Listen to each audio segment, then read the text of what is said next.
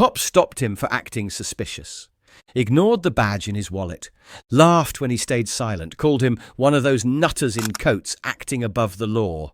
But 5 minutes later, the Royal Regiment showed up.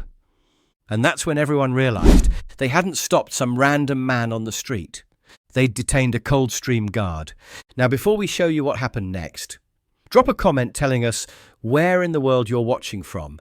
And if you believe tradition still matters, make sure you're subscribed. Let's get into it. The afternoon sun hung thick over High Street like honey, casting everything in that particular golden light you only get in small English towns when summer's refusing to let go. Mrs. Henderson was having her daily argument with the postman about a delayed package. Two teenagers shared earbuds outside Boots, heads bobbing to whatever beat was leaking from the tiny speakers.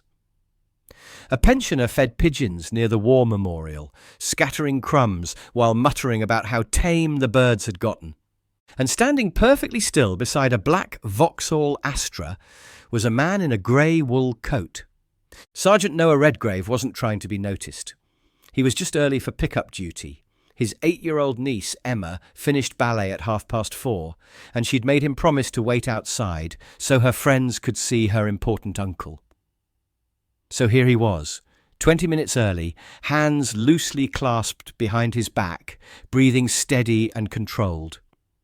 The way he'd been trained to stand for nearly 2 decades. He'd been there maybe 15 minutes when the police car made its first pass, then circled back and pulled into a space just ahead of his Vauxhall.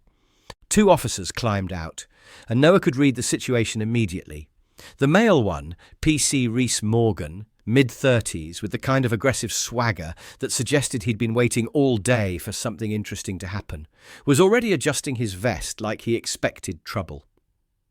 The way he moved, the set of his shoulders, the slight forward lean of his posture, all screamed someone looking for a problem to solve.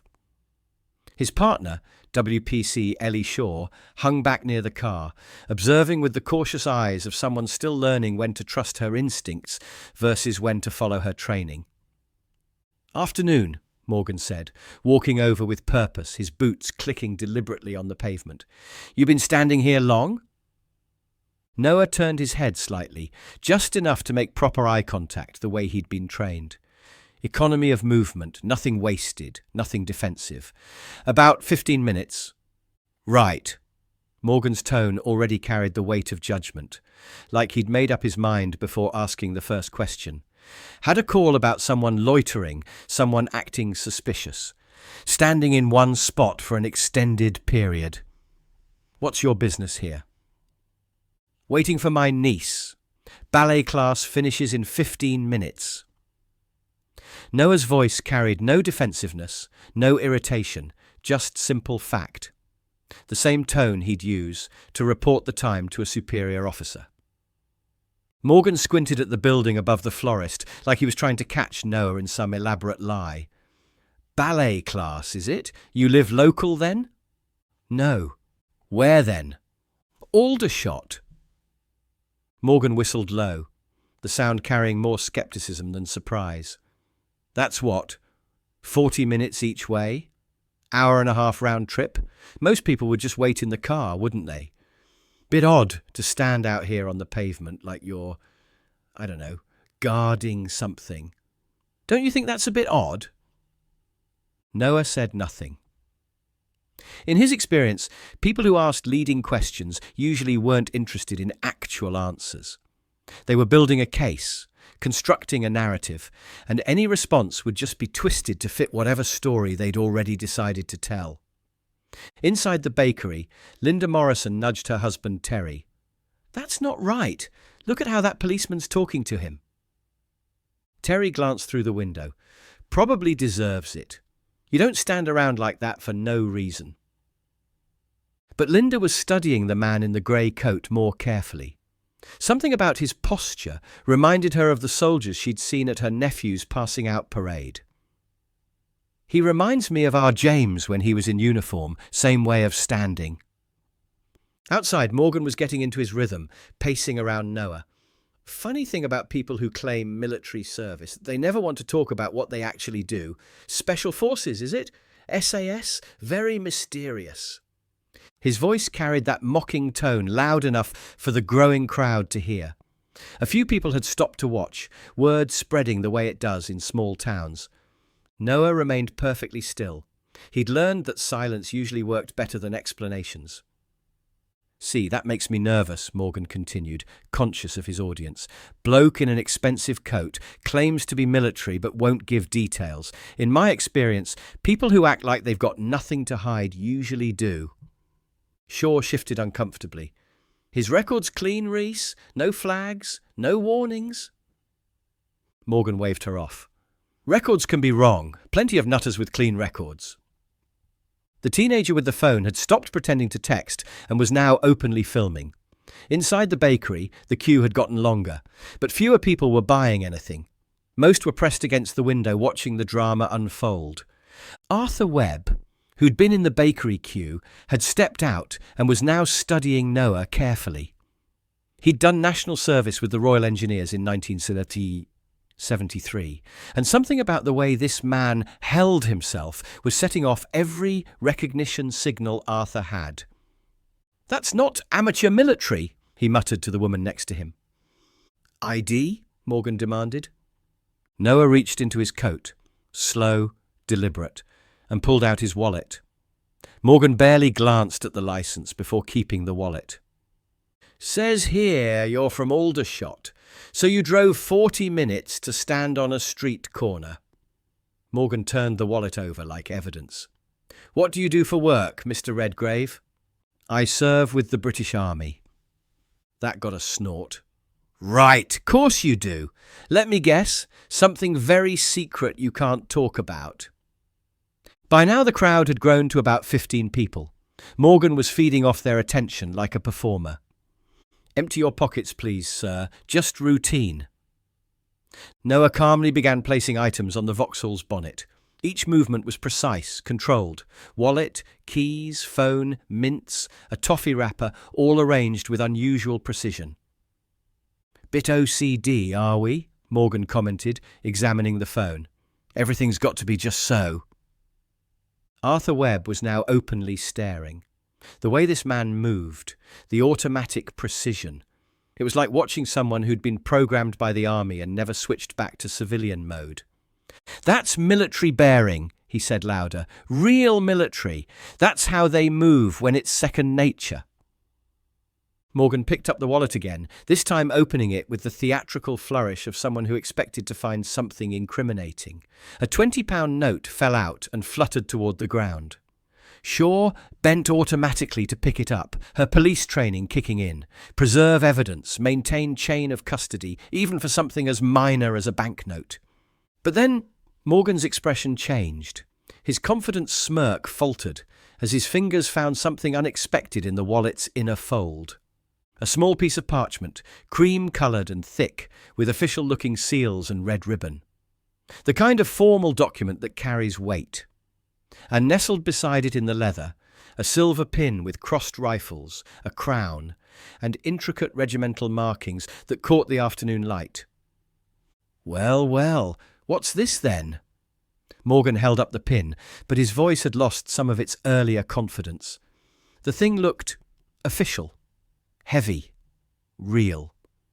Some sort of fancy dress, jewellery, playing soldier, are we?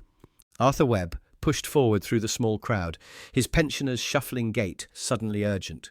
"Can I see that?" Morgan held the pin away from him. "This is evidence in a police investigation, sir. Step back." "Evidence of what?" Arthur's voice carried the authority of age and experience. "That's a Coldstream Guard's badge, son. That's not something you buy in a costume shop." The murmur of the crowd shifted, curiosity turning to something more uncertain. Shaw was examining the parchment more closely now, her expression changing as she read the formal language, the official seals, the carefully scripted signatures. "Reese," she said quietly, urgently, "this is real. This is an official commendation from the Household Division." But Morgan was too far committed to back down gracefully now. He'd played his hand in front of an audience, and admitting he might have made a mistake would mean losing face in front of half the town. "Look," he said, his voice getting harder, more defensive. "I don't care if he's got a drawer full of medals at home, or a whole uniform hanging in his wardrobe. Right now he's acting suspicious in a public place, refusing to properly engage with police officers. And these little badges don't give anyone special treatment under the law." The crowd was getting bigger. Word had spread through that mysterious network that connects every small town. Someone had texted someone who'd called someone else who'd mentioned it to their neighbour.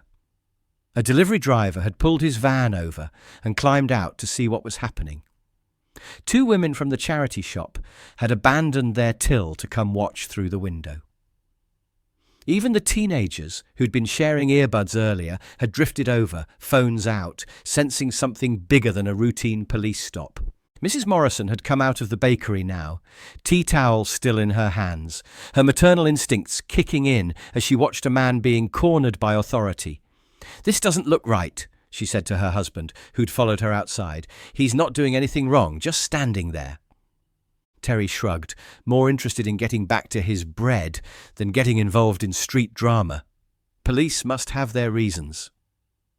And through it all, Noah stood silent. Not defiant, not nervous, not trying to explain himself, or justify his presence, or prove his innocence. Just present, like a fixed point around which everything else moved and shifted. The way he'd been trained to be, unshakable regardless of what swirled around him, unmoved by criticism or doubt or questioning. It was a kind of stillness that most people had never seen before. Not the frozen stillness of fear or the rigid stillness of defiance, but the centered stillness of absolute discipline. The stillness of someone who'd learned to stand guard while the world happened around him.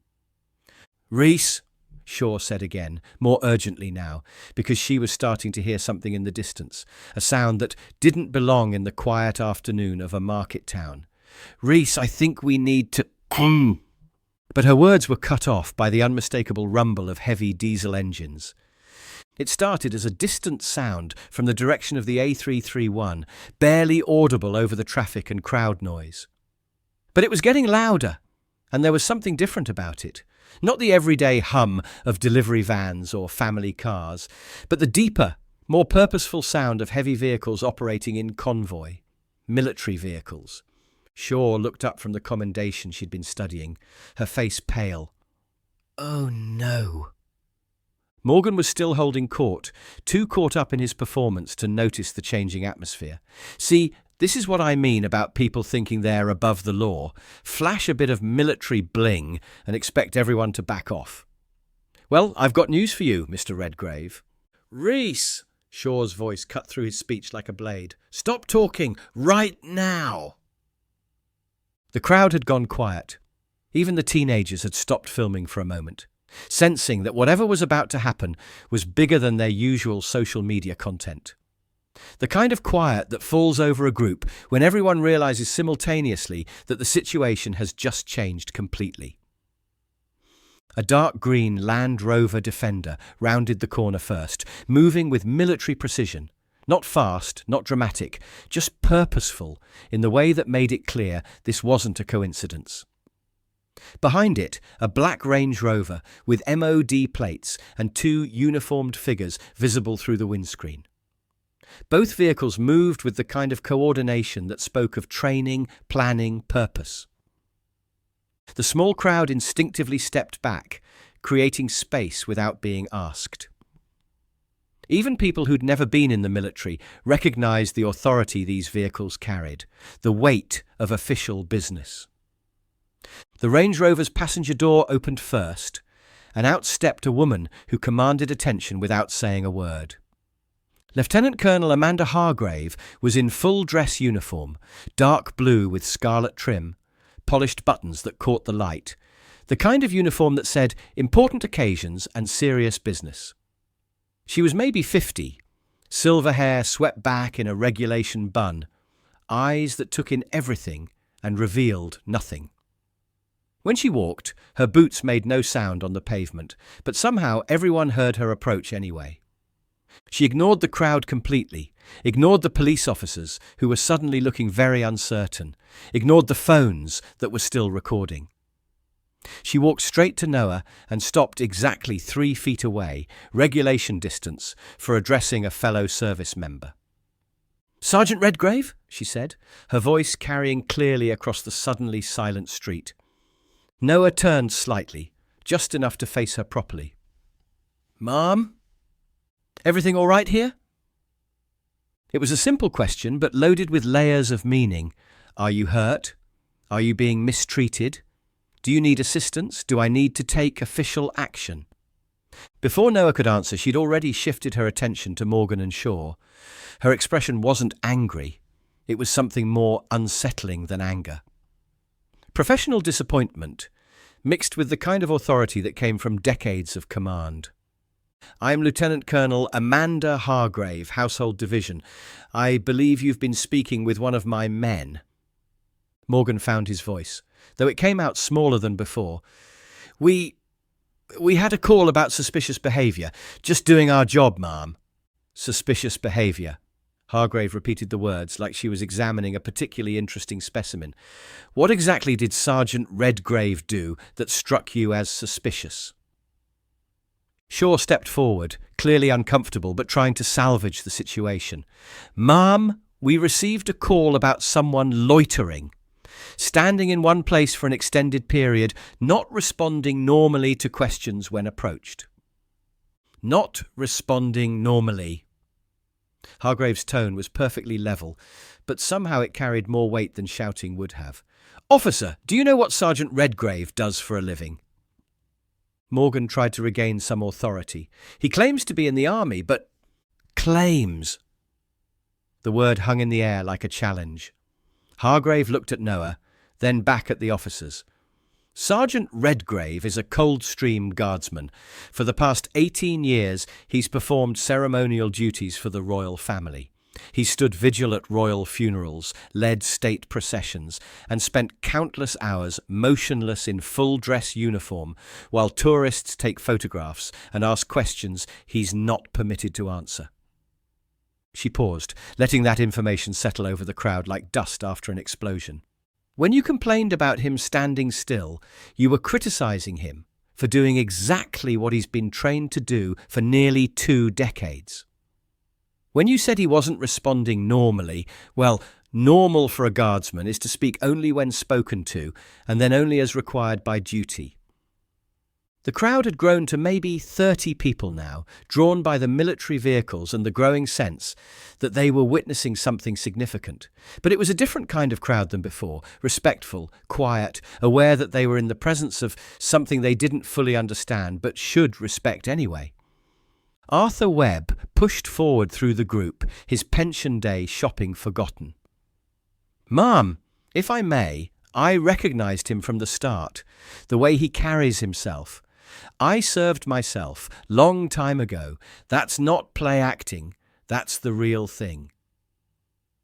Hargrave nodded, acknowledging his service with the small gesture that veterans use to recognize each other.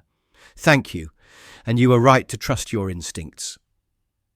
She turned back to the officers, her voice taking on the tone of someone delivering a lesson that needed to be learned. "This man has stood guard at Buckingham Palace while protesters screamed at him. He's maintained perfect stillness during 21 gun salutes that left his ears ringing. He's been trained to ignore discomfort, distraction, and disrespect. He's performed his duties in driving rain, blazing sun, and freezing wind. He's done all of this while carrying a loaded rifle and maintaining absolute discipline." Morgan was looking smaller by the minute, his earlier confidence evaporating like morning mist. Shaw just looked mortified. "Most people," Hargrave continued, "have never seen real discipline. When they encounter it, they mistake it for something else. Arrogance, defiance, threat. What you're looking at, officers, is 2 decades of training distilled into absolute calm. That's not suspicious behaviour, that's excellence." She gestured toward Noah, who hadn't moved throughout this entire exchange, still standing in the same position, still centred, still present. Sergeant Redgrave has guarded the Queen's coffin during her lying in state. He's marched at the head of state funerals, watched by billions of people. He's been trusted with responsibilities that most of us can't even imagine. And today, he was searched for being too calm. The words landed like a judgment on the afternoon air. Even the teenagers with their phones looked embarrassed now, like they'd accidentally filmed something sacred being treated carelessly. Shaw found her voice small and sincere. "Mum, I think we made a serious mistake. I owe Sergeant Redgrave an apology." "Yes, you do, but it's not an uncommon mistake." Hargrave's voice softened slightly, becoming educational rather than disciplinary. "Most people have never encountered this level of training. They don't know what they're looking at." She looked around at the assembled crowd, her gaze taking in all the faces, embarrassed, awed, newly understanding. There are men and women like Sergeant Redgrave stationed all around this country. They guard our palaces, protect our traditions, stand watch while the rest of us go about our daily lives. They're trained to be invisible until needed, silent until spoken to, still until called to action. And most of the time, we walk past them without even seeing them. Arthur Webb nodded vigorously. "That's what I was trying to tell everyone. You can tell just by watching him. That's not amateur hour. That's professional soldier." The delivery driver who'd stopped to watch stepped forward, removing his cap. "Ma'am, I called it in. I recognized him from when I did ceremonial myself years back. Couldn't stand to see him treated like that. Man was just waiting for his family." Hargrave smiled for the first time since arriving, and it transformed her entire face. "Thank you. That was exactly the right thing to do, looking after our own." She turned to Shaw, who was still holding the commendation she'd been studying. "Officer Shaw, what you're holding is recognition for Sergeant Redgrave's service during the Queen's funeral. He stood vigil for 12 hours without moving, while the nation grieved. That's the kind of man you stopped today." Shaw looked down at the parchment in her hands, like it might burst into flames. "Oh, I didn't know. I didn't understand what I was looking at." "Now you do. And that understanding will make you a better officer." Morgan finally found his voice again, though it came out defensive and smaller than before. "Look, we get all sorts claiming military service. Stolen valor, fake IDs, people trying to get special treatment. How are we supposed to know this was real?" Hargrave looked at him with the patience of someone who'd explained this concept many times before. "By doing your job properly, which includes recognizing that someone being calm and controlled isn't the same as someone being suspicious or evasive." She paused, then added with the kind of authority that came from command experience, and perhaps by asking better questions before making accusations. The ballet studio door opened right on schedule, and suddenly the serious governmental atmosphere was broken by the sound of 8-year-olds chattering excitedly about pirouettes and grand jetés. Emma Redgrave spotted her uncle immediately through the crowd and ran toward him with the complete trust and joy that only children possess. Uncle Noah, did you see my arabesque through the window? Miss Sarah says I'm getting much better." She launched herself at him with the kind of full-body hug that speaks of absolute security and love. Noah lifted her up easily, his face softening for the first time all afternoon, the stern discipline melting away to reveal the devoted uncle underneath. "I saw everything, sweetheart. You're getting better every week." Emma looked around at all the uniforms and official vehicles with the frank curiosity of childhood, completely unintimidated by the serious adult faces surrounding her. "Are you in trouble? Mummy says only naughty people have police cars come to see them." "No," Noah said simply, adjusting her ballet bag on his shoulder with the same precision he'd used to arrange his possessions on the car bonnet. "Just a misunderstanding. Sometimes adults need to learn things too." Emma seemed satisfied with this explanation and immediately launched into an excited description of her friend Sophie's new ballet shoes and whether she could please have some just like them for her birthday. Hargrave watched this exchange with something like pride in her eyes. Here was the same man who could stand motionless for hours in full ceremonial dress, now completely focused on an 8-year-old's excited babbling about dance moves and birthday wishes. The duality of service, absolute discipline when required, complete humanity when allowed. She addressed the crowd that had gathered, her voice carrying clearly across the now quiet street. "Ladies and gentlemen, you've just met Sergeant Noah Redgrave of the Coldstream Guards. For 18 years he's served this country with distinction. He's stood vigil at royal funerals, led state processions, and spent countless hours protecting the traditions that define who we are as a nation. He doesn't seek recognition. In fact, he'd prefer you didn't notice him at all. But when you do notice, he deserves your respect." She paused, her gaze taking in the faces around her, some embarrassed, some awed, some newly understanding what they'd witnessed. "Remember this afternoon, remember that sometimes the people you pass on the street, the ones who seem different or too controlled or too quiet, have given more to their country than you might imagine. Real strength, true discipline, is often invisible until someone mistakes it for something else." As the crowd began to slowly disperse, people talking in hushed, respectful tones, Shaw approached Noah one more time. She looked younger somehow, less certain of herself than she had an hour ago, like she'd learned something that changed how she saw the world. "Sergeant Redgrave," she said quietly, her voice barely audible over Emma's continued chatter about ballet. "I meant what I said about the apology. This shouldn't have happened. I'm going to make sure it doesn't happen again." Noah shifted Emma to his other hip and looked at Shaw with the same calm attention he'd given everyone else that afternoon. No anger, no resentment, just the steady regard of someone who understood that people make mistakes. "Officer Shaw, everyone makes mistakes. The measure of a person isn't whether they get things wrong, it's what they do after they realize it." He started walking toward his car, Emma chattering about whether they could stop for ice cream on the way home, her small hands gesturing animatedly as she described her ballet class. "Just remember," he added, glancing back over his shoulder, "if someone doesn't react the way you expect, it might be because they've been trained not to. We're not all suspicious. Some of us are just disciplined." The military vehicles followed at a respectful distance as Noah strapped Emma into her car seat and drove away, ensuring safe passage but not making a show of it.